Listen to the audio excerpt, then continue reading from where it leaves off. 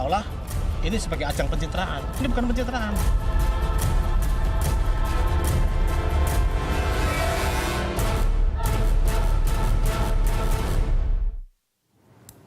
Pemirsa, Anda kembali dalam Prime Talk. Presiden Indonesia ke-6 Susilo Bambang Yudhoyono angkat suara tentang dana aspirasi bagi anggota Dewan Perwakilan Rakyat melalui akun Twitternya. Di era pemerintahannya, SBY mengatakan menolak usul pengadaan dana aspirasi karena dianggap menyamakan kewenangan eksekutif dan legislatif. SBY menuangkan 5 hal yang harus dikritisi dan diuji atas ide dana aspirasi DPR. Berikut kami tampilkan 16 kicauan SBY di akunnya @sbyudhoyono.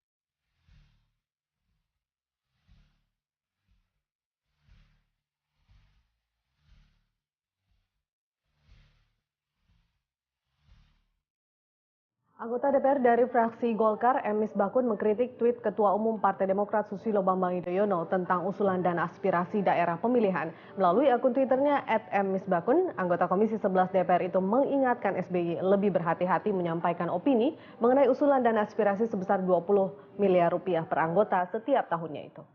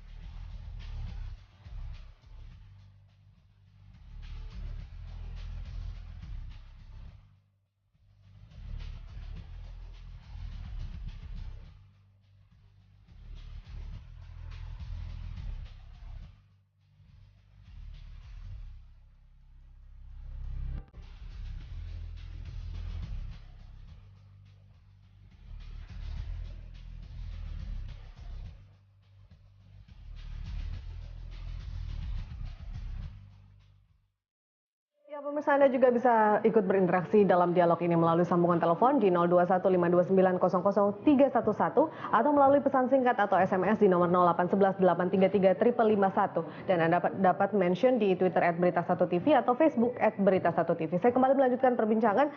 Pak Yandri mungkin menanggapi dulu statement dari Pak SBY. Ada beberapa hal yang kemudian betul. Saya kira saya berterima kasih kepada Pak SBY membuat kita semakin hati-hati dan perdebatan tentang dana aspirasi ini semakin meluas, bagus. Tetapi menurut saya apa yang disampaikan SBY mungkin banyak kurang tepatnya, ya kan tadi. Seperti misalnya apa, Pak? Ya, misalkan dia khawatir seolah-olah DPR akan mengambil hak eksekutif. Yang saya katakan tadi dari awal bahwa DPR hanya mengusulkan program, tidak memegang duit, tidak juga ikut tender, dan tidak akan cawe-cawe di proyek itu. Dan ini kan akan dibahas dalam antara pemerintah dan DPR, dan itu akan disahkan dalam Undang-Undang APBN nanti tahun 2016 gitu kan, kalau disetujui. Nah, sekali lagi menurut saya ini boleh saja kita berdebat, tapi yakinlah perlu kita percaya dulu. Ini belum pernah diuji coba, ya kan. Kalaupun ada kritik dan saran itu kita terima. Sekali lagi ini murni dan yakin dari 560 itu insya Allah adalah orang-orang amanah, ya kan, akan bisa menjalankan amanah dan pengawasan akan sangat melekat karena ini ada uang negara, di situ ada LSM, ada BPK, ada mungkin masyarakat umum, dan termasuk yang mengusulkan akan mengawasi langsung. Jadi kita meyakini ini adalah salah satu cara untuk mempercepat laju pembangunan secara merata. Tapi, yang saya katakan tadi ada jalan yang dibangun terus, tapi mungkin ada jalan yang tidak pernah dibangun. Karena tapi mungkin mengenai jumlahnya sendiri Pak Yandri, bagaimana 20 miliar per anggota? 20 miliar itu bagus. Yang saya katakan tadi, kalau misalkan ada kekhawatiran tumpang tindih, misalkan daerah saya ajukan jalan X misalkan. Tiba-tiba kata bupati ataupun pemerintah pusat, jalan itu sudah ada anggarannya, alhamdulillah. Nggak perlu lagi saya ngotot.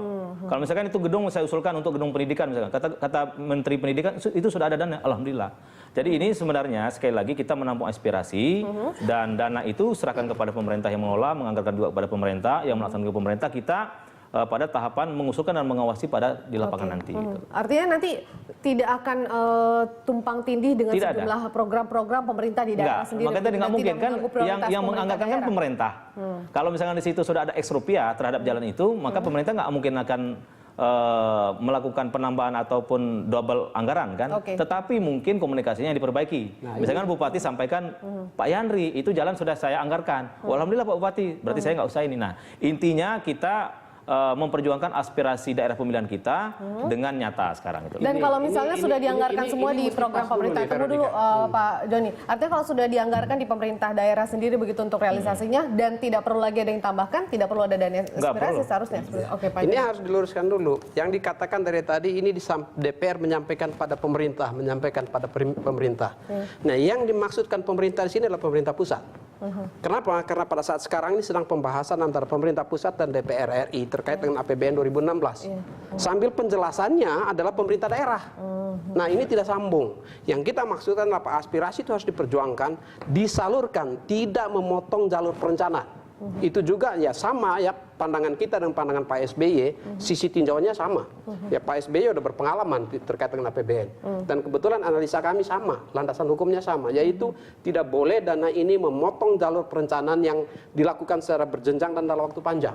Tapi kan ada beberapa hal yang mungkin miss dari pemerintah pusat sendiri yang kemudian membutuhkan. Sebenarnya justru di sini Pak SBY bukan dana alokasi khusus. Zaman Pak SBY itu baru ada loh. Gini, dana alokasi khusus itu juga nggak pakai jenjang sebenarnya. Harus sama ya. Kenapa begini? Ya, pada saat dimana saat ini DPR memasukkannya memotong pemerintah daerah, maka jangan berasumsi tidak terjadi tumpang tindih. Pasti terjadi tumpang tindih. Dan ini tidak boleh. Bagaimana dan karenanya supaya tidak terjadi tumpang tindih, bukan diserahkan aspirasi ini kepada pemerintah pusat, tapi diserahkan kepada pemerintah daerah. Ya, untuk dibahas melalui musrenbang untuk tahun depan, tahun 2017. Jangan memotong jalurnya. Kalau sekarang diserahkan kepada pemerintah dalam menyusun APBN, berarti ini tidak melalui musrenbang. Ini tidak melalui pemerintah daerah. Ini tidak melalui DAK yang mau diselipkan di DAK. Pemerintah daerah tidak tahu, itu salah. Itu langgar undang-undang dan ini ilegal. Ini tidak boleh. Dulu. Kita ada penelpon, masyarakat juga ingin berbicara. Ada Pak Hengki Wongki dari Manado, Sulawesi Utara. Sorry, Hengki Wongkar ya. Pak Hengki? Halo. Ya, Pak Hengki dari Manado, benar ya Pak ya? Dari Tomon, Sulawesi Utara. Tomon, silakan Pak Hengki mau memberikan masukan kepada anggota DPR kita yang sudah ada di studio mengenai dana aspirasi DPR ini. Iya Pak, silakan. Selamat malam. Malam. Malam. Malam Pak Hengki. Dari Tomohon, Sulawesi Utara. Silakan Pak Hengki. Tomohon, bukan Manado. Oke, ya silakan Pak Hengki. Kalau menurut saya dana ini saya kira tidak perlu disalurkan karena ini untuk kepentingan pribadi anggota DPR. Karena kan DPR itu pembuat anggaran bukan pengguna anggaran. Jadi masyarakat, saya kira pemerintah juga jangan seenaknya, jangan terpengaruh dengan apa yang dikatakan oleh anggota DPR yang setuju. Oke. Saya melihat yang PAN yang paling ngotot setuju dengan dana aspirasi ini sama Golkar. Jadi menurut saya pemerintah jangan, karena itu dana kan untuk ke daerah kan sudah ada di APBD. Oke. Dana alokasi khusus dan dana alokasi tertentu itu kan sudah ada untuk daerah-daerah. Oke. Itu pasti akan diberikan kepada konstituen mereka secara pribadi. Itu pasti akan sama dengan dana reses. Itu kan prosesnya baik, begitu. Pak Hengki. Artinya dana tersebut tidak diterima oleh Pak Hengki dan teman-teman di Tomohon ya? Akan terima. Jadi itu bohong kalau mereka bilang itu akan untuk pembangunan di daerah-daerah. Ya udah, oke. Terima kasih Pak Hengki. Sayang sekali kita sudah berkomunikasi dengan Pak Hengki di Tomohon, tapi kita sudah menangkap protes dari Pak Hengki sendiri. Bapak-bapak akan menjawabnya di segmen berikut. Tetaplah bersama kami pemirsa di Prime Time Talk.